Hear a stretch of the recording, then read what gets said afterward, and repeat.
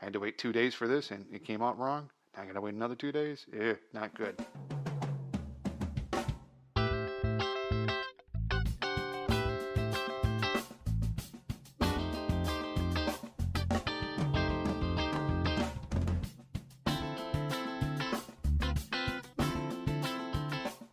Welcome back to KDOI Podcasting, where we create more than we consume.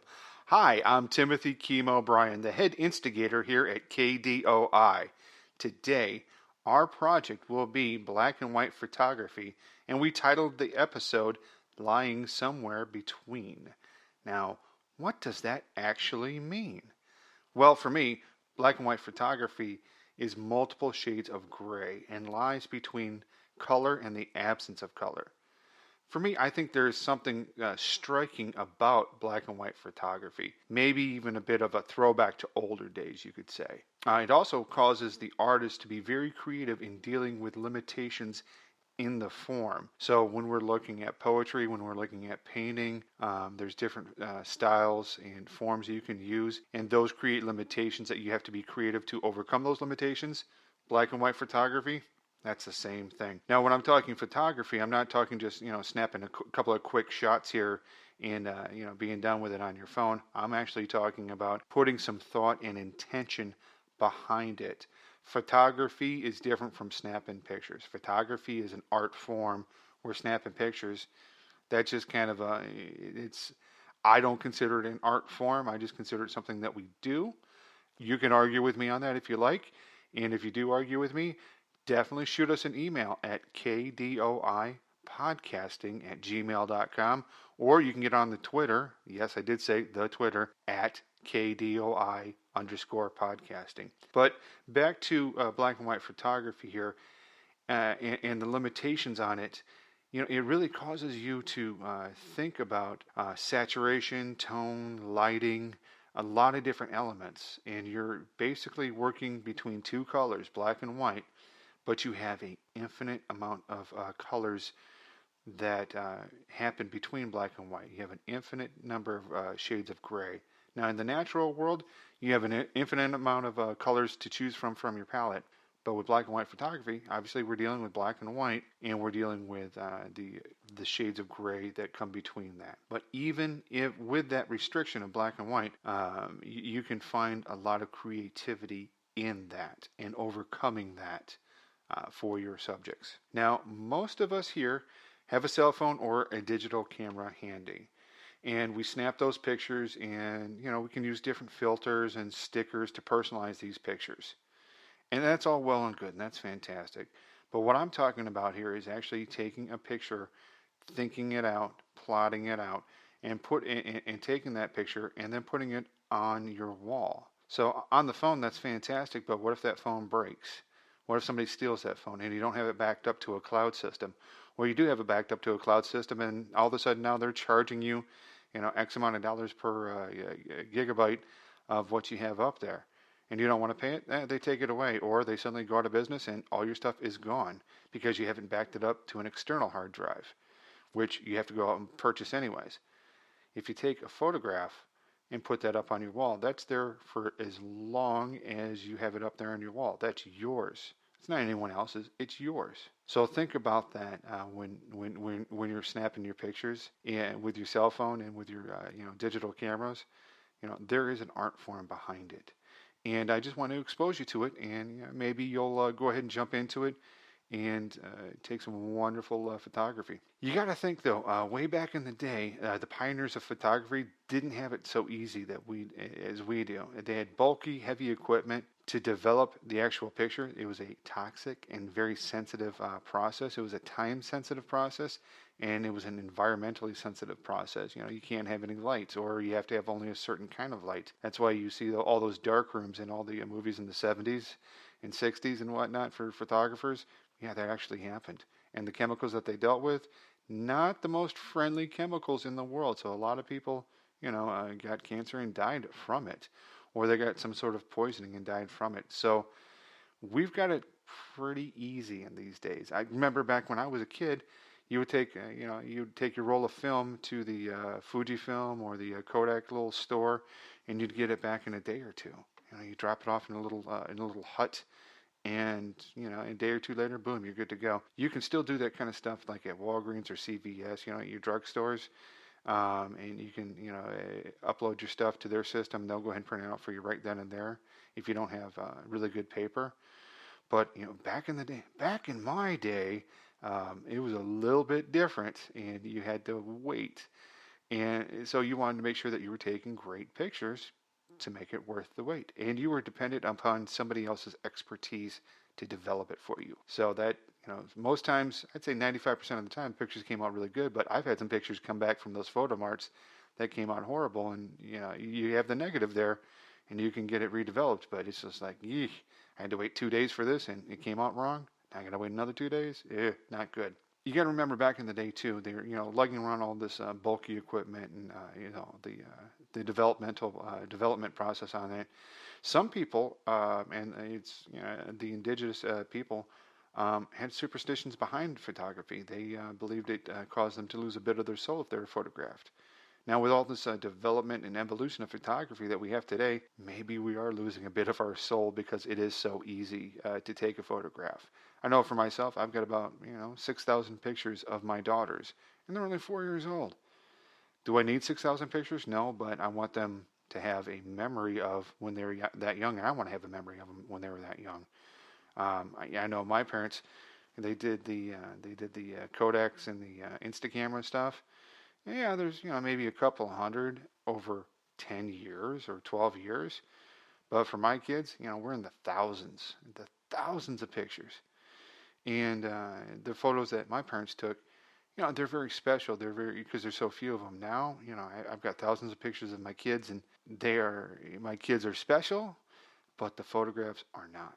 They help me remember a time, but it loses a little bit of its luster once you hit about 2,000 or 3,000 photographs of the same person. So with all the developments of photography that we have today, general principles still remain in photography as well as most visual art forms. You need to have balance. You need to set up a composition. There needs to be some drama, some dramatic tension in there. You need to have some action in the photograph. Now, yeah, I understand. You're taking a photograph of something, a lot of times it's just standing still there. But the possible presence of action would be fantastic to have that in there for yourself. You need to have good lighting. You need to make sure that your tones are have the correct amount of saturation. And again, we're talking tones here, and I'm not talking tones as in music. I'm talking tones as in different saturations, different shades of gray that you have in there, or white or black. Because, yeah, there's black, but there's different colors of black. You have white, but you have different shades of white. So you want to make sure that your tones are matching. The intensity of the black, the white, the gray is matching each other, and that it's balanced and that it's even. That's still important in photography today. Now, like I said earlier, there's a definite difference between just snapping pictures and making a photograph that you want to give to somebody or hang on your walls. Now, hey, by all means, I'm not telling you not to use your cell phone or your digital camera to learn the basics, but when you're ready to step up your game, by all means, think about the composition, think about the lighting that's happening there, think about all these things that make for good photographs. And actually, go to the public library or go to your bookstores and pick up a book of photography. All the community colleges, they all teach a photography class, a basic photography class. That's not going to hurt you to do that. Go out there by all means and knock that out. A lot of times, libraries will have photography clubs. Knock that out. There's professionals that are willing to come and train you. Oh my gosh. And they'll probably do it for free, or they'll give you some good advice and where to steer you correctly. Now, for this episode, I brought back my good friend Ashley Hutchins. She's a tattoo artist. She's my tattoo artist. And as you know from our previous discussion back in Season 1, Episode 4, she's also, I first met her as a photography student in college, and she was one of my students as well. Naturally, she got straight A's because she did fantastic work. Her big thing is black and white photography. Back in the day, she did that. She did a bunch of pictures of me. I don't know if she still has them, but they're floating out there somewhere. And what we did is we went ahead and visited her and did her interview over dinner. And I'll let you know right off the bat here. Um, with the interview, you're going to hear some background noise. You're going to, it's outside dining facility. I'm not going to tell you where it's at because we don't want you to go there and wreck our cool place that we go to. But you're going to notice, there's a lot of background noise there, and it's okay. This is what happens in the real world. But when I was doing the interview with her, and when we had it outside, and it was kind of a little bit raw. It reminded me of her photography, and reminded me of her tattoo style. And as an artist for herself, she kind of has that raw, edgy style to her. And I thought, you know what? I'm going to clean up some of this interview, but some of it I'm going to leave in there. Leave a little dirt underneath the fingernails there for you, just because that's the kind of person that she is, and that's kind of some art that I appreciate too. So make sure you go back to season 1, episode 4, and you can hear her talk about tattooing as an art form and as her chosen art form. Now, just for transparency sake, because you know me, I always like to be transparent, and I know you all appreciate that. I was inspired to do this project after I had a 3-level cervical spine fusion surgery, and I was recovering in my man cave / studio / basement / dungeon / den of iniquity, you could call it. I had a good friend of mine on Facebook send around a 7-day black and white photography challenge. And I didn't have much to do, and I had great pain medication going on, so I said, you know what, I'll accept the challenge. Now, since my daughters have been born, I've taken literally thousands upon thousands of pictures. But for this, I wanted something that was a little bit more professional looking, something that I could print out and put up on the wall. Now, on this challenge, and you may have seen it last year, you may not have, one of the rules was there's no people in the pictures, and there doesn't need to be an artistic statement or an explanation of the picture. So what I did is I played along with this and posted 7 pictures. And if you're in the show notes, you'll see them below. There's a little explanation behind each and every one of them, and we'll talk about that here on the podcast. But you know me, you give me a rule, I'm going to break it. But there's no people in these pictures, so I did follow that rule. I followed half the rules. The other half, not so much, because I like to talk about art, and I like to talk about art with you. And I know that since you're listening to this podcast, I know you like to hear about people talking about art. So we're going to talk a little bit about black and white photography here today. So at this point, let's go ahead and talk about our materials list, because we all like to talk about the materials list, right? All right.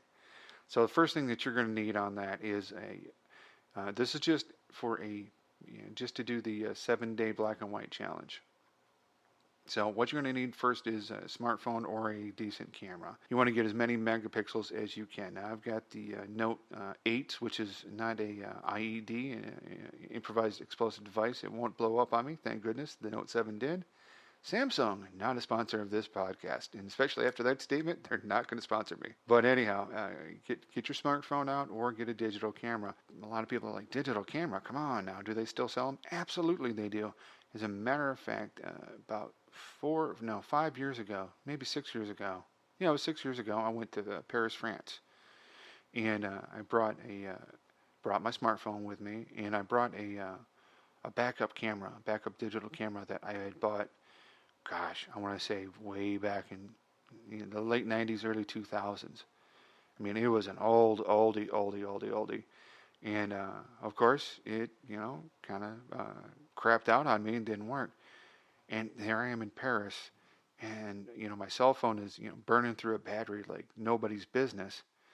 So I thought, well, let me go ahead and get a digital camera. So I walked into one of their stores, and it was a very weird experience because, when you walk into an American store, you go in there, you tell the salesman, hey, I want this, I want to check it out. And then the salesman gets the box for you, checks you out right there at the counter. In Paris, not the case. You go in there and you talk to the salesman about what you want. They tell you the specs on it. And I knew very little French, and they knew very little English. And I looked and I saw, Samsung. I know Samsung, and it's a nice red camera. Boom, let's go ahead and do it. So that's how I bought my digital camera in Paris, France. Not a whole lot of research went into it. But when you're looking at a digital camera, you want to look at something that has a very high megapixel, as high as you can get, and as high as you can afford. And that might be where you start off with doing your digital photography, and then you can go into a DSLR camera, which we do talk about in the interview, and work it from there.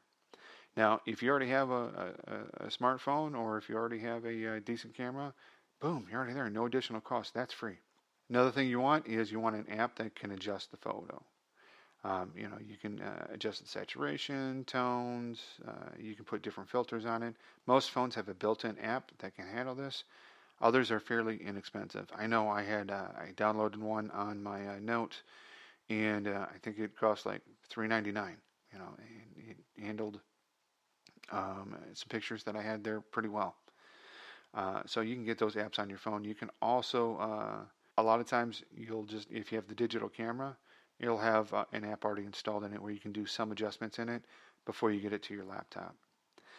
Photo paper, you want to get the best photo paper you can. You can pick up 50 sheets for about $7.50. You want to get a good printer that can print it out, or take it on over to CVS, Walgreens. Both of these companies are not sponsors of KDOI Podcasting, but that's okay. If you don't have the time to get the printer and the good photo paper, take it into them. Take it into FedEx, Kinko's. They'll go ahead and print that out for you. Okay. Photo editing software. Now, most laptops you're going to have simple editing software. There's free software out there for yourself. If you're going to do this, invest in some Photoshop. Okay, put the money into it, and that's when I say invest money into it.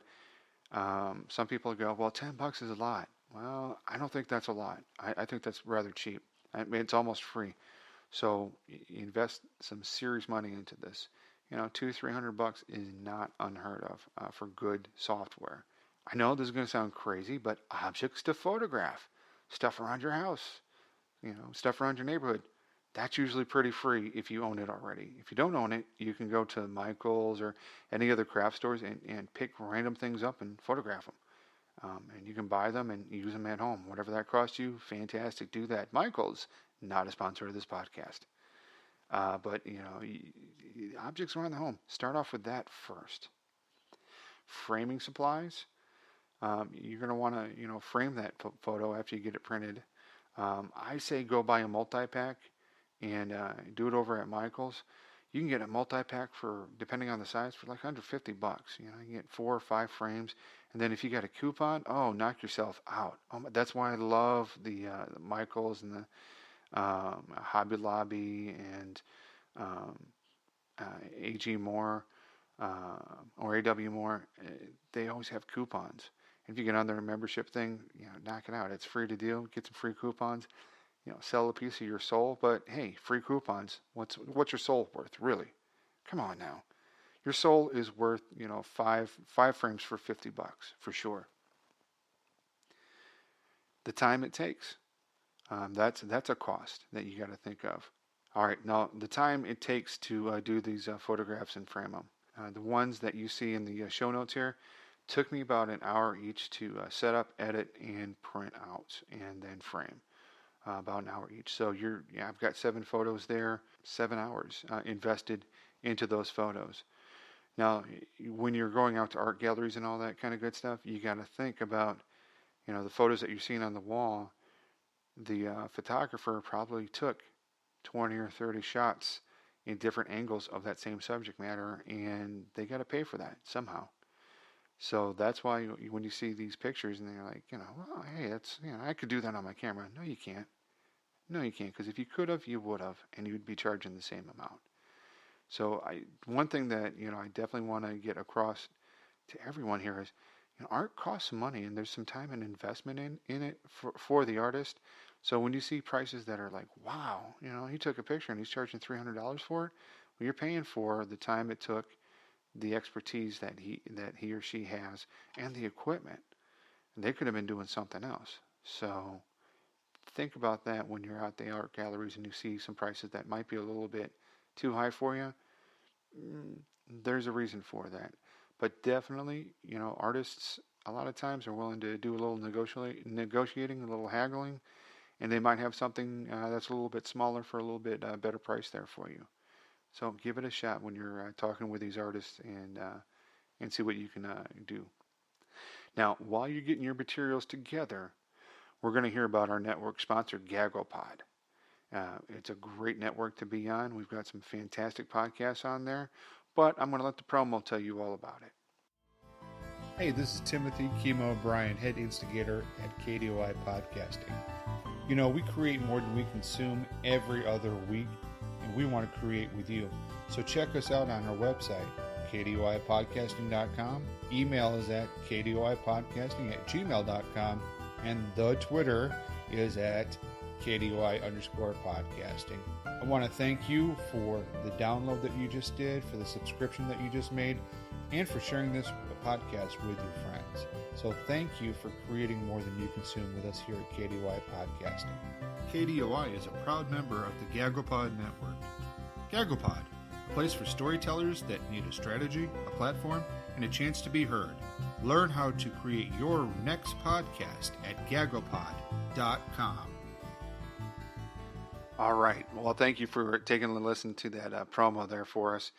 And if you need to get in touch with GagglePod, if you're interested in starting up your own podcast, let us know. You can shoot us an email over here at KDOIPodcasting@gmail.com. I can help you get set up with GagglePod and that whole process. Or you can go straight to their website at gagglepod.com. And that's spelled GAGGLEPOD.com. I feel like a cheerleader every time I say that. So we're going to talk about the pictures that you're looking at here in the show notes and how I set them up. Now, the first picture there is, I entitled that one bedroom. Obviously, not my bedroom. I have one big old bed. I don't have two little tiny beds like that. So it's not mine. I've got a big Casper king-size bed. Casper, not a sponsor of this podcast.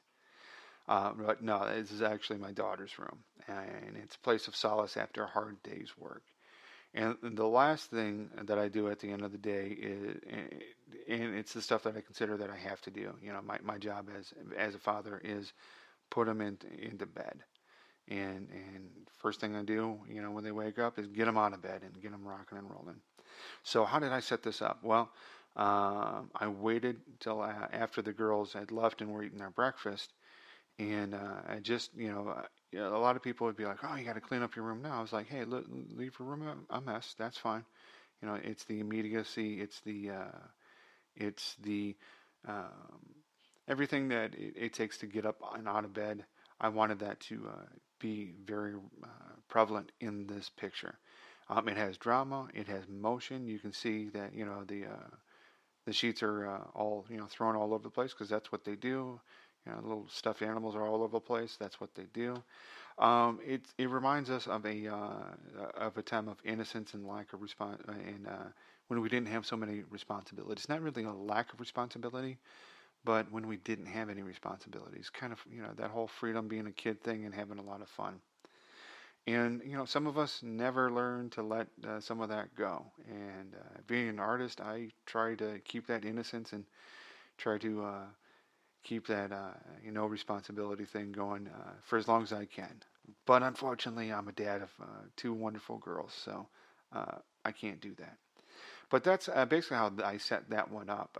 It was just, you know, they got up, they were eating breakfast, boom, let me capture this moment here for you and remind you of what it is to be innocent and free and to not have all these responsibilities. The second picture that you're seeing there is called Best Friend. You got to remember, at this time I was not really confined to my man cave, but I was in my man cave. And I was recovering from surgery in there. So this is my work laptop. And it was my way to communicate with the outside world and for me to feel like I was a contributing member of society. So my work laptop was my best friend. And it's how I get my work done. Even when I'm in the office, that laptop gets beat up a lot, and I ask a lot of it. Now, when I was recovering, and I should have probably handled the work after I recovered, I did a ton of work on that. But my thing is, I don't feel like sitting around and waiting for something to happen. I like going and doing something. And, you know, anytime that you leave work, you know, for vacation or if you're out sick and you're recovering from surgery, the work just piles up. Nobody else does it, and when you get back, it takes that much longer to catch back up and make it happen. Being able to do work helped me keep my sanity while I was trapped in my man cave. Oh my gosh, trapped in the man cave with a ton of comic books and PlayStation 4 and 42-inch TV. And if you'd like to contribute to the Tim Brien Needs a 50-inch or 75-inch TV, by all means, send money to KDOI Podcasting at gmail.com, and I'll be happy to take that money and put it to the Tim Brien Needs a 50 or 75-inch TV. Be happy to do that for you. The next one you hear, gosh, yeah, you're hearing photography here. The next one you see there is called Desk. Now, this is my infamous rolling metal desk from my bachelor pad. It's one of the few things that survived the move from Chicago out here to Virginia. And I've used it as a computer desk next to my bed when I was a single man back in those days of yore. Here I've got the desk, and it's framed by a window that it's got a bamboo plant in the back in the shape of a heart that I gave to my wife one year for Valentine's Day. So I purposely set the desk up like that, so that way it was kind of more of a base, more of holding up the window, and it was kind of holding up everything that is important in that window, which is the plant there, which reminded me of my wife. Now, keep in mind, many of these pictures were done early in the day when the light was really good and pouring through my basement window. Remember, this is a man cave. It's in my basement. It opens up to the backyard and all that, but it is basement, and we got a bunch of trees in the backyard too, so that filters out the sun. So the best light is early in the morning in the basement. Number 4 there is entitled Entertainment, and this is basically what keeps my sanity from all the stuff that I do. Vinyl jazz records, all right? Vinyl, folks. I'm not talking CDs. I'm not talking tapes. I'm not talking 8 tracks. I'm talking vinyl. Just get yourself a phonograph, a record player, turntable, and get some vinyl going on. I've got John Coltrane, Miles Davis, some Art Blakely and the Jazz Messengers, some Chet Baker going on there. And I actually had time to play this music, and it kind of wafted through the floors and went upstairs, and my girls listened to it and they danced. I could hear them dancing through the floor when I had the records on. And the classics that we have there is Miles Davis Quartet there. We've got John Coltrane's. We've got multiple John Coltrane's there that you can see. It's just a wonderful collection that I had. Now on this one, I especially made the saturation more intense because I wanted to blur the pictures, and I also wanted to emphasize the blurriness I was experiencing in my life at that time due to the pain meds and how they affected my sight and my senses. You got to remember, I'm recovering from neck surgery. My voice sounded like somebody had taken my vocal cords and wrapped it around my ankle. And it just, the pain and everything that I was going through, having, screws and a plate bolted into your neck is not the most pleasant experience in the world. So, there's a lot of Oxycontin, a lot of codeine, a lot of Vicodin going on there. Not all at the same time, I promise you. But how that makes you feel, it kind of gives you that weird high, and everything kind of is a little fuzzy there. I wanted to emphasize that fuzziness and capitalize on the entertainment that fuzziness sometimes brings, and but how much that I needed to have that entertainment there to kind of help keep my sanity. The 5th picture you see there is entitled Garden of Eden. Now for that one, I actually had to go outside. The weather was fantastic, and I really needed the fresh air. I mean, the man cave is a wonderful place. My studio is a wonderful place. But sometimes you just gotta, go outside and smell the roses. Well, what I did is I went outside and smelt the vegetables that my wife grows in the backyard from the garden boxes that I made her. And a lot of those vegetables are even edible. This picture, to me, reminds me of a much older time and very rustic. Those boxes have been out through snow, sleet, hail, floods. and they just keep on standing up. Although I do have to, fix them up because they are pretty well beat up, and they're only 2 years old. But this is kind of the idea that I wanted. I mean, yeah, we live in the 21st century here. We got all this great technology, but we definitely need to feel a connection to the planet that we live on because it's the only one that we have right now. It's not like Wall-E where we can, go hop into the Axiom and go off into space for 700 years and then, come back and the Earth will, replenish itself. But we need to stay. I'm not trying to be hippy dippy here. I'm not trying to be a godless commie pinko bedwetting hippie here for you. We got to have that connection with the natural world out there. And this was my connection to it. Yeah, was I a little bit in a drug haze when I took it? Sure, yeah, absolutely. But when you take a look at this picture, it definitely reminds you of an older time, maybe back in settler days. Number 6 is surgery supplies. Okay, wow, 2 neck braces. Okay, who knew I needed 2 neck braces? And let me tell you, both of them very uncomfortable. Neck braces are not the most comfortable things. Now, when I got out of surgery, they had me in one, and I'm like, oh, and I hate having things around my neck. I absolutely hate it. Ties, hate them. Necklaces, hate them. Chokers, hate them. Ball gags, not too bad. But, yeah, neck braces, not so much. Not so much. We got a breath measurement machine. And in order to get out of the hospital, I had to hit a certain level in order to be able to go home. So you know that I was working that thing as best as I could. And I had to keep on measuring, my breath every 6 hours or 8 hours, and noted, how hard I could blow, and it was, supposed to give the measurements to the doctor on the follow-up visit, which I did, and guess what he did? Not a damn thing. He just looked at it and said, "Okay, thanks." And I'm sitting there going, "No, but I kept records. 6 hours on the hour." Every time for the past 2 weeks, I've been knocking this out. You told me to do this. And he's like, "Yeah. And you did it, and you're doing good. Next." Yeah, I was crestfallen. Oh my God. Also got a pair of gloves there. Don't know why I had those gloves there. Couldn't tell you.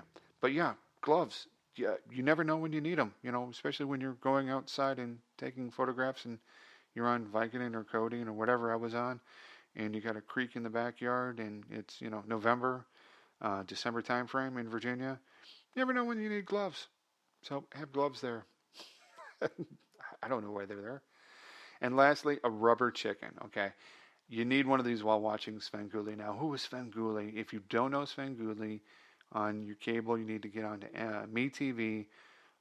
If they're showing them in your area, Saturday night. I'm on Eastern time, so it comes on at 8 o'clock from 8 to 10. And, when you're watching them, you throw a rubber chicken at them. Because at the end of the show, they throw rubber chickens at them. I needed that bit of humor, and I think more doctors would do better if they displayed humor like that. I think it was Robin Williams that did Patch Adams, where the whole movie is about having humor like that. So that was the most important thing for the surgery supplies. There is that rubber chicken, because it was fun. It made me laugh. The last one, number 7, there is tools of the trade. So I have a special ID card that's got a little chip in it, and that helps me power up my laptop. It also gets me on the base. So it's very important that I have that. That's a tool of my trade. I got to have my CAT card.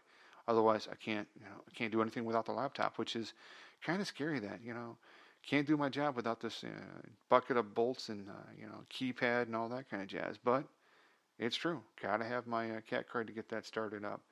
My keyboard, and since I've got carpal tunnel in both wrists, I've got a special keyboard. Well, this one is kind of a special keyboard. I make it special, and then I have this nice little gel pad that I use in order to not scream my head off and scream bloody murder from typing all day. The thing of it is with this keyboard and with the gel pad, I can type notes till I'm blue in the face. And you know what? You should see the show notes, folks. Russian romance novels got nothing on me, okay? Last thing in the tools of the trade is my messenger bag. And I got it from a job fair a long time ago. I think I got it from a job fair in Illinois.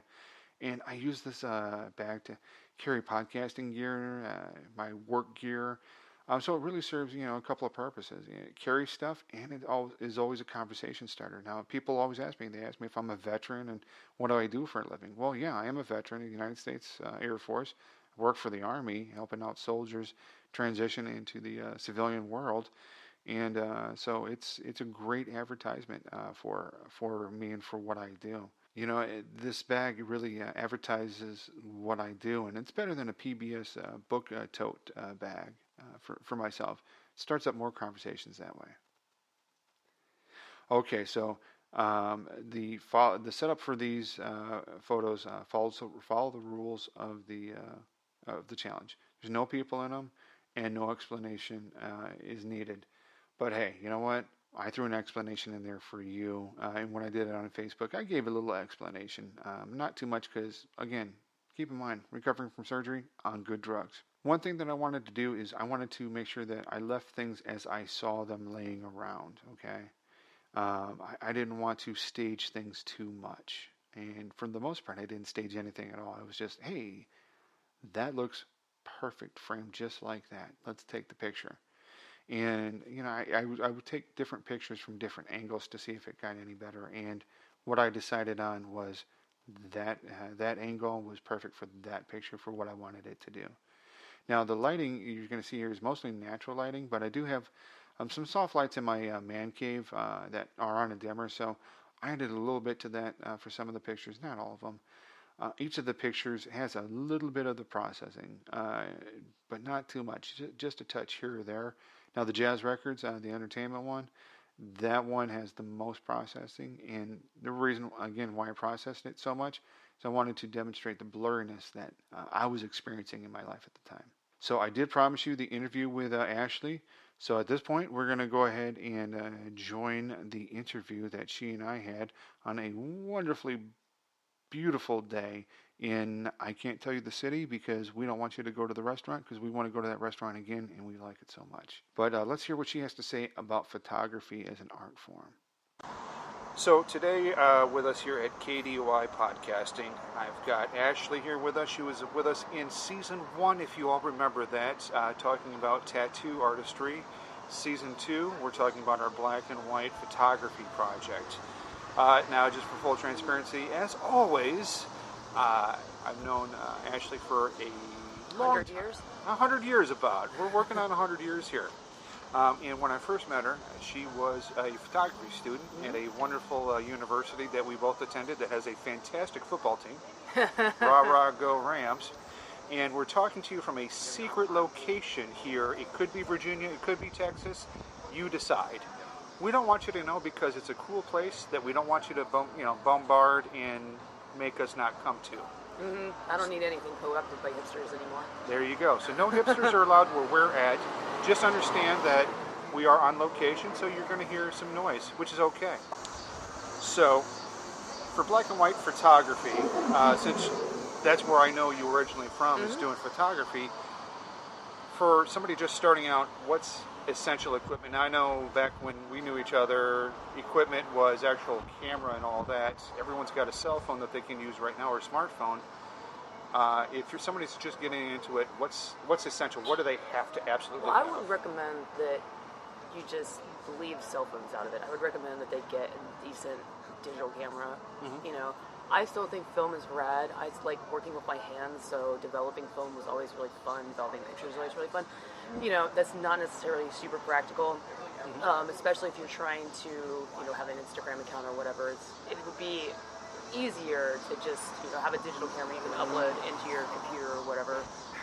Sure. But yeah, like a Nikon or any sort of like Canon, reputable, decent SLR digital camera. Okay. Stands for single lens reflex. And So people don't know that. Yeah. I didn't know that. I've Yeah. heard DSLR all my life, and I'm like, what does that mean? But yeah, so cell phones aren't going to be fine in photography. So if you want to get into something like that, invest in a decent SLR digital camera, and that's your first start. Okay. What are we looking at, monetarily wise? Somebody's just wanting to dip their toe in it. They're not sure 100% they want to go into photography. What's a good price range to start off with? Oh, I don't know anymore. All right. So I don't know. I mean, like, if you can invest a couple $100 into something, you know, most likely you're looking at the lower end of 3-something, although someone's going to call me out on that, and I could be completely wrong, but, because I haven't bought a camera in a while. Well, there you go. But, you know, like any decent investment, you know, something in the hundreds of dollars. You got it. You know, a few $100s. Sure, a couple $100, and that'll last you for years and years and years. Oh yeah, for sure. If you take care of your equipment, it'll last you forever. Okay, cool, man. So, I mean, it's an investment, obviously, and if it's something that you're doing for yourself, why not invest in yourself, right? Yeah, I actually have a friend who just recently got into photography, and she's just now kind of like learning the ropes and stuff like that. She's not doing black and white photography, but it's still the same process, you know, like she got herself a camera and she goes in and, you know, decent photo editing software would be good too. That you're going right into it. That's what I did last time. Exactly. It's like we've known each other for a minute. So the software, what would you recommend on somebody's laptop or for the process that they want to use? You know, would you recommend, you know, doing it on a laptop, or would you recommend actually learning how to do the whole process? Awesome, thank you. I would recommend doing it on a laptop, because the thing is like, as much as it is a bummer that, you know, that it's completely impractical to develop your own black and white film anymore, or prints, which does make me sad. But as far as like anybody trying to start out, it would be way easier to just do it on your laptop, because then you can do it on your own time, unless you have all of the money to invest in a darkroom and a space to put it, and, you know, time to absolutely. teach yourself how to do all of that in a YouTube tutorial or something, you know. Is there a YouTube that teaches how to do that? There's a YouTube tutorial for everything. Oh my gosh. But it's like porn. If you can think of it, there's porn in it. So yeah, I would say decent software. Okay. What kind? Like I said, I've been out of the game for a minute, but you know, I'm sure Photoshop is fine. And so then decent software, a decent camera. You know, most people have laptops, or a decent laptop, although that's getting pricey. Yes, it is. So we're probably looking at $500 at least. Minus the laptop. I don't think that's too much for anyone to ask if you're just getting into this. You know, it's going to be a hobby to start off with, unless you get really good at it, and then you go to college and take a bunch of classes and learn how to be a wedding photographer. Right? No? Right. That's lucrative. It is. It's incredibly lucrative. It's like being in a cover band. Yes. In a bank. It's not my thing, but. They didn't make any money off of my wedding because, well, nobody wanted pictures anyways. What's a wedding? Exactly.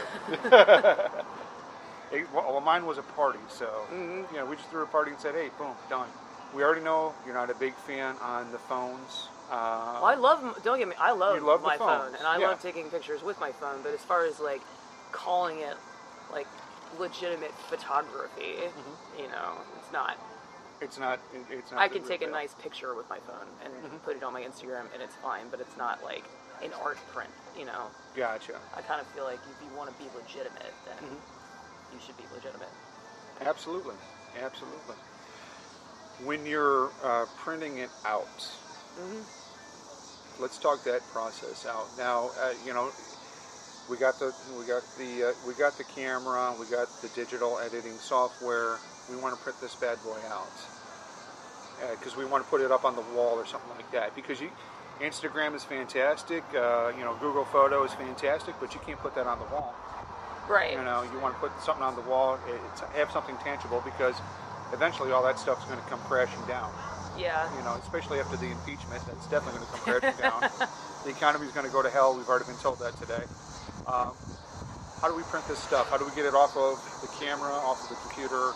Well, okay, as far as I know, there's a few different ways to do that. Like, there's definitely websites that you can send your digital files to that will print it out for you and send it to you. But as far as, like, any sort of quality, I wouldn't really know about that. And there's printers that you can get, but that's also, like, you want to invest in something that's going to be a decent printer. So what you're telling me is I can't take my my HP inkjet printer and expect to get a good quality print off of that, even if I use the photographic paper that they sell at CVS. Yeah, no, you're not gonna. You're telling me that CVS is selling me a scam? Shockingly. Oh my gosh. And that's just the level of the degree of how professional you want to go about it. Okay. It's like the reason that you know, digital photography versus like photo paper. There's so many more variables as far as like your equipment and I'm sure there are places if you research things that you can take your files to, print it out for you. Sure. I would do something about like that if you don't want to invest in a decent printer. Okay. Just because the quality standard will already be there, and they already have the equipment, and they're equipped to process photographic files and not just regular printer stuff. Like FedEx, Kinko's is not going to do a decent job with that stuff. Oh my God, FedEx and Kinko's are not going to do a decent Get out job. Of town. Oh, and I full transparency is I used to work for Kinko's. Nothing wrong with FedEx, Kinko's, but it's not the place if you want to take your art prints to get them printed out. So. Understood. I actually, for myself, and one day you'll visit my house and see this. One day. One day. Okay, we got it on tape, folks. One day she's going to come and visit my house. But I actually did that with some photographs of the girls. I took some nice photographs. I touched them up a little bit on my cell phone, and then I sent it off. And then they actually printed it out on metal. Oh, that's cool. And the quality of it. Now, somebody like you could take a look at that and go, yeah, I can tell that's off your cell phone, and hey, you didn't do this, you didn't do that, blah blah blah. But for the average layperson walking through the house, not saying that you would do that. You're not going to nitpick it. I wouldn't judge you. Absolutely, because you know me. You've seen me at my worst. But I've done that myself, where they went ahead and I sent it off. They popped it on some metal plates. They even framed it, and they put the attachments on the back, and it was fantastic. I think I paid $60-$80 for each photograph, and I got two of them, one for each girl. That's but cool. You put that up on the wall, it's like, that's pretty amazing. Yeah. Pretty amazing. So that's what you're kind of talking about, is in case you don't want to do it with your printer in-house. Right. If you don't want to invest some decent money into some good equipment, then there's other avenues that you can go to, which is somewhere in your town can print it out for you, or you can send it off to somewhere that is equipped for doing decent photo prints. It's just about like researching. Sure. All right. So let's talk about. We've talked about the nuts and bolts of photography, equipment, printing, all that kind of good stuff. Let's go artsy, shall we? All right. Let's do it. Are you ready for artsy? I'm prepared. Okay, there you go. Subject matter choices: nature, human, or industrial. Which is your favorite? I like all of those things as far as like taking a picture of, but they all have different like benefits, and they all have other drawbacks to the difficulty of what kind of composition you're trying to do. You used to do a whole lot of black and white portraits. I've done a bunch of you. Yeah. I lived in that apartment that had that really, really good light in the hallway. Remember that? It was fantastic. It was the best. It was, you had that shaft of light coming down. Yeah, and look it was angelic. so good. Because I used to be really into... We need to break into that place. It's condos now. It's condos? Yeah. We need to burn that place down.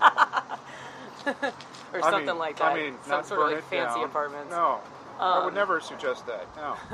But, so I used to do a lot of like portrait photography. Portraits are nice because, it's like drawing people because I like eyes and art expression. But you also in the variable of, another person and trying to get them to do what you want them to do or capture what you're trying to capture, and that can either work or that could be a nightmare. I used to do a lot of color cross pastel landscapes. I loved doing that when I started road tripping around everywhere, and I still, like taking pictures of scenery and stuff like that. I did some of that when we were on tour this past fall and winter. I got a nice, decent cell phone picture, but a picture of the Canadian Rockies. Yay! Looking very black metal. Go Canada. Yeah, I was with your people. I lived in Canada for a week. It felt like 10 years. But so I like doing stuff like that because you just get the right moment and it's awesome. industrial stuff's interesting. I used to do a whole lot of that a long time ago, but I just feel like I might have gotten it out of my system. Okay. It's hard for me to look at industrial scapes as far as pictures that people have taken and be inspired by it, because it's just kind of like, it's kind of what you do when you first start taking pictures. You're like, this is a broken brick wall. It's so cool, you know. Hey, there's something to be said about broken brick Hey, walls. I'm not knocking it. I'm just, you know. That's my next tattoo. That's what I'm going to have you brick wall? do. Yeah, with the skull on it. But I kind of feel like a lot of times that's where people start. Okay. Because there's not a whole lot of either manipulation of your subject matter or that's how you learn how to frame a composition. This is something that's just kind of right there. You're not, you don't have a whole lot of variables as far as like landscape about into wherever you're trying to photograph. I would say manipulate or something, but or you're not dealing with other people's personalities. Sure. It's just kind of like finite right there. You can learn how to frame a composition. So I feel like that's kind of where people start. Okay. Gotcha. Which brings me to my next question. All right. See, it's like we're reading each other's minds, kids. She's not reading the questions. I promise you that. Nope. So, with manipulating the composition, how? Let's say you're take a picture of something not a human, not a portrait, but like objects on Like a a table, still life? like a still life. Yeah. Okay. How much do you like manipulating that, setting that up? Or how much do you just like to go, oh, wow, that's a cool little thing, let me I'm snap a way picture more of that. oh wow, that's a cool little thing that I stumbled upon. Like if your mind can see something that you come across as a composition, because I'm not the biggest still life photography fan. Okay. I mean, that's like where people kind of can show off how well they can light something. You know, like they just light the hell out of whatever this picture is. Sure. Because they don't really do anything for me unless they're just kind of weird or creepy or, you know, like jokey or wicked and stuff. But outside of that, it's just kind of, it's not the most interesting thing, in my opinion. Gotcha. So I just kind of like happening upon things and finding them, you know. All right. Like, you're in your kitchen and the light comes through in this really awesome way, and then like you notice this little corner, and I find that stuff to be interesting a lot of the time. But and it kind of tells a little story while you're there, you know, whatever the viewer wants to have it, but you know what the story is behind it. Yeah. Hey, you know, it was a bright sunshiny day, it's been raining for 3 weeks. yeah, Now I got some sunshine in my kitchen, and there we go. and it also might, you know, just the way that something hits on the light, the way the light hits on anything can be emotional. It can be, you know, like it brings up a memory or whatever. It might do that for other people too. So that's kind of the way that I approach that stuff, I guess. Awesome. That'll work. We've been talking, you know, this episode's project is about black and white photography. So, black and white versus sepia versus other tones. For you, which do you prefer to, you know, when you're intentionally going out and doing something, what do you like to work best in? Black and white. Straight up black and white. Yeah, I mean, that stuff is fun, but I don't know. I don't mean to sound like such a purist. I didn't really ever think that I was, but it's just, to me, sepia is just a little more like, you know, those Western photographs and, you know, beach towns and stuff, which are awesome, but I just don't, it doesn't look legitimate to me. Okay. Like, blue tone is fun, but once again, it's just kind of like, it's the same thing as far as like drawing a composition. You don't want to rely on a gimmick. And so I see a lot of those tones and toning processes. It's just a little gimmicky, unless you get like real into old processes and things that you have to actually construct, you know, pastes and things like that. Sure. If it's just like a little click on the file, to me that's more for self-made pictures for my Instagram. I You gotcha. know? Hey, I made it look cool. But Yeah. as far as like fine art photography, I'd say black and white. The rest of it just needs kind of a gimmick to me. Okay. That'll work. The question that everybody hates, any artist hates this question, or at least they should. What style, or do you have somebody that you like to emulate or are inspired by that's been doing photography? I mean, everyone is influenced by somebody. Mm-hmm. Somebody that says they're not is lying. Absolutely. But, I mean, I like a lot of different photographers. I mentioned Joel Wicken earlier. Because he takes things that are usually grotesque to other people and finds the beauty in it, and I find that to be really interesting. Okay. Let's see. I really, really liked Man Ray when I started getting into black and white photography. But, you wrote that down! Yep. But once again, it's like not to draw back the burning merit that he has, but that's a lot is where people start. Exactly. You know? Yeah. But I was really into that like Bauhaus-ish, not the band's rad, but all of those 1920s photography. It's just like sharp angles and harsh lines and light direction, and when you first start taking portraits of yourself, you hold things up so you just get this pattern on your face. I don't know. No, I got into Man Ray with the whole surrealists and that whole movement as well. So that was my introduction to black and white photography way back in the early '90s when I was experimenting with that. And there we go. All right. Trucks? Oh, we're going to have about 20 or 30 trucks today. That's okay. It's easily edited out.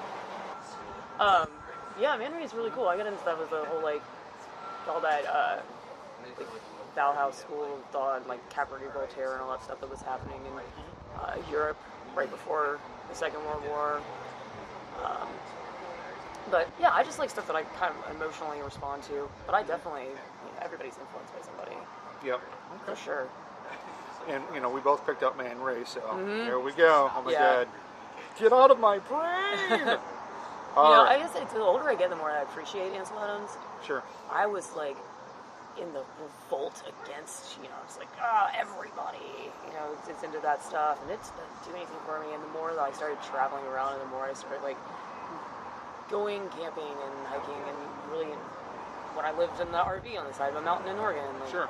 I really appreciate his landscape so much more now, especially because that dude was carting around his mobile darkroom. In the middle of, it's majestic nowhere, but still nowhere now. Mm-hmm. And this is, 100 years forever ago. Yeah. When we first met. So the difficulty of that and the skill, I definitely do appreciate that more the older that I get. Mm-hmm. Excellent. My last question for you, which is going to be maybe, I don't want to say it's out of your field, but you have some experience with it, I'm sure. We talked about the printing a little bit. How about framing these pictures? Oh, I'm really bad at framing. Okay, fantastic. That's why I'm asking you You this mean question. like framing a composition, or you mean actual frames? We're going to go with both questions. So let's actually, the actual frame that you put on the picture, or put the picture in. Well, I'm a very staunch white matte kind of gal.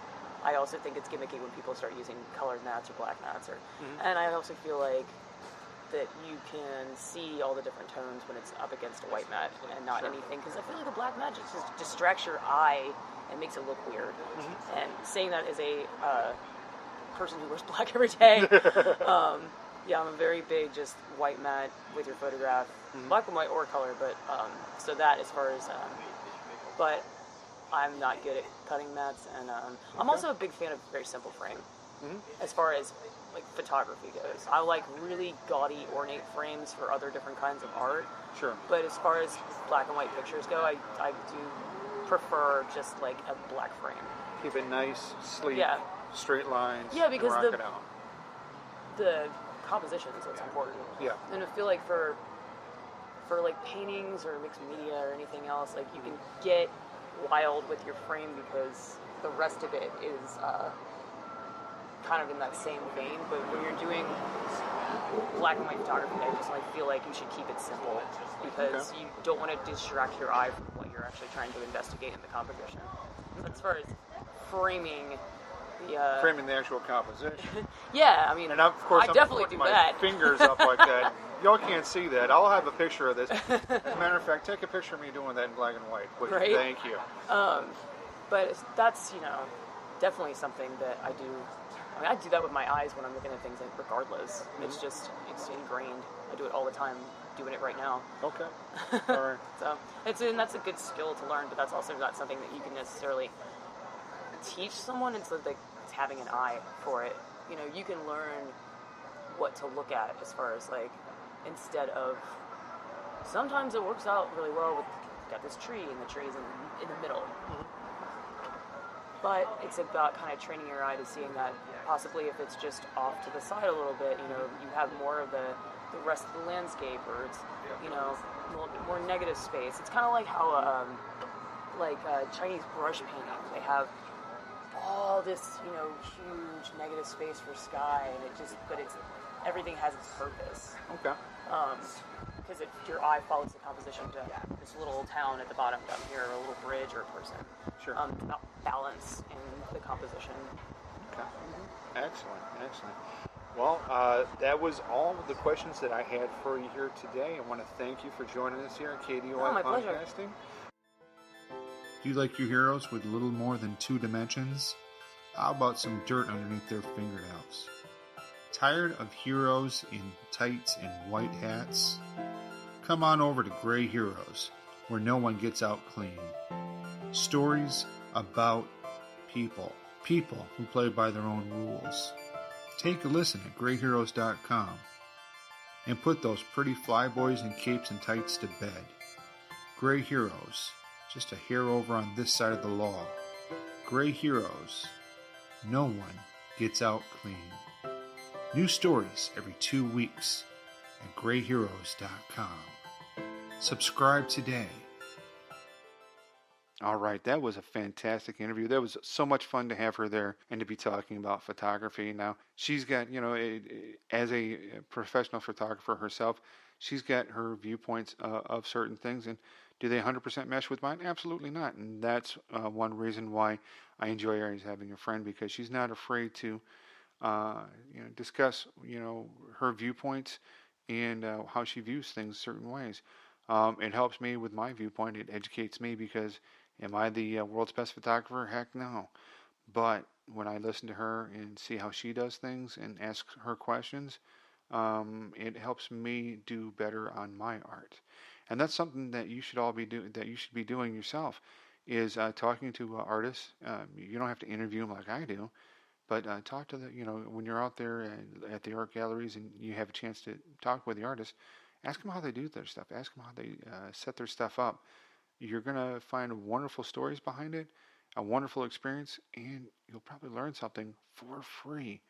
Now, I'd suggest, at least, buy a couple of their postcards, or, buy a little something off of them, just to show them some respect like that, and, to make it worth their time. And you never know, you might make a new friend that way. And with an artist as a friend, you're going to get cool gifts every year, right? So make sure that you're doing that for yourself. All right, so I definitely would love to see your photos and how you handle this challenge. And I also want to hear your stories behind the photos. So definitely send those photos to KDOI Podcasting at gmail.com.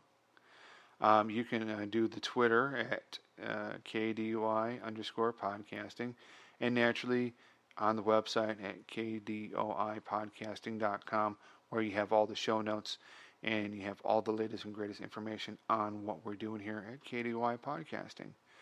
I want to thank you for taking the time that you took to take a listen to our podcast here.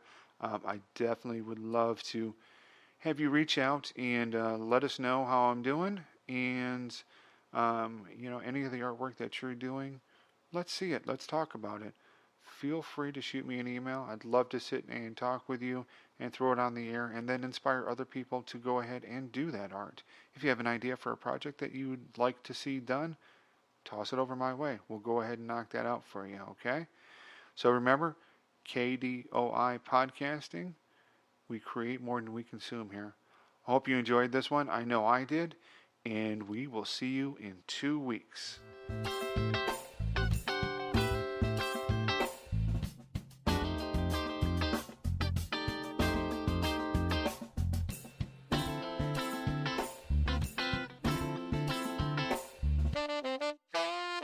Sell a piece of your soul, but hey, free coupons. What's your soul worth, really?